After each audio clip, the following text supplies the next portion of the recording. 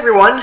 So today we're going to get into some interesting functionality that some people are actually asking me, oh, can you do this, can you do that? And the first one I want to kind of go into is in QMK there's that feature with the shifts and called Space Cadet, and we can actually replicate it very, very easily in the BlueMicro firmware. So let's go into that. So let's go into the program here and then literally call a new Keymap called Space Cadet for this tutorial. So I'm going to go new folder Space Cadet. And what's the actual Space Cadet thing? So essentially it's left shift if we hold the shift, and then if you tap the shift, left shift, it's going to send a right parenthesis. And then if we hold the right shift, it's going to send, again, the right shift. But then if we tap the right shift, it's going to send a right parenthesis. So we're actually combining quite a lot of functionality of the firmware to be able to do this. So one is because the right and the shift and the right and the left parenthesis are actually shifted 9 and shifted 0. And then 2, and we also have the tap and hold functionality that we've talked into the previous tutorial. So let's merge a couple of things together to be able to replicate that Space Cadet piece. So just like previously, what we're going to do is we're going to copy the tap and hold tutorial. So let's just go and grab this and copy and then go into that Space Cadet there. So paste that there. So what we're going to do, so this stays the same. Then we've got the Keymap here. So the standard one is nothing. This one, let's just add in here is KC left shift. Let's go and make sure that I've got the right one. And actually, no, it's going to be KC no keys here. And then no keys there. So let's just use the bottom 2 corners as our shifts, as an example there. So let's just go at this, and we're gonna leave the previous one. Actually, we'll just kind of so that's KC 7, 9, 10, and then those guys here, we're gonna have remove this, remove the hold there, remove the tap and the double tap. So we've got nothing in double tap, nothing on single tap, nothing on hold, and nothing on tap. Now we want to have our shifts, left shifts and a right shift. So let's just go make sure we've got the right or the correct key codes in here. So the correct key code is hiding in our HID here. So let's go all the way to the bottom where I know where these are hiding. So left shift. So it's not the tap and hold, it's a Space Cadet. So it's a tap, it's a hold, so it's the right shift, left shift, and then this is going to be right. And then what do we do with tap? So in the tap, it's going to be in the, let me just save this here and close it. And then the tap and hold there is closed. HID key codes were good. So we're going to go into the advanced key codes because we're looking at a shifted. So a 0. So C 9 and 0 is the left shift, and then we're going to go this one here. So the right bracket opening up for the tap. And then the right parenthesis. Okay, so we're lining up pretty well here. So nothing in single tap, nothing in double tap. So, and we're essentially leaving this as it is, even if it's empty here or all no's, or so it's essentially no key codes, empty. So we've got left and a right parenthesis when we tap, and when we hold it's left and a right shift. And in the rest we actually have So if we use shift with our different key codes, and let's just say A and B here, just to have just regular letters here, and then just go crazy and just put C here. A, B, C, and then our numbers, and then we've got a dot and 0 right there. So that'll be interesting. Okay, so let's just go and save all, or just save, and then this one was just what we had in our previous tutorial.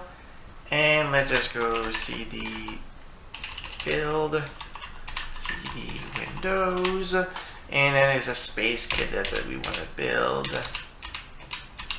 slash build, and then let's move that to the space cadet, and go like that.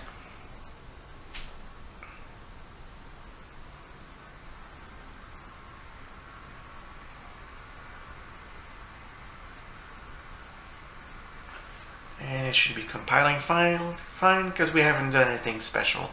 And next we're going to be flashing, so let's yeah, it's all good. So let's go and get ready to flash and connect our keyboard, and let's go and do our build. Our build is done, so now we're gonna go, it's not a tap and hold, it's our space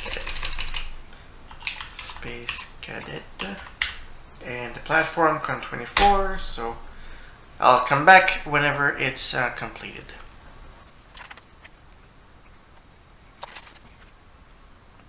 Okay, it's done. So let's go and test it out.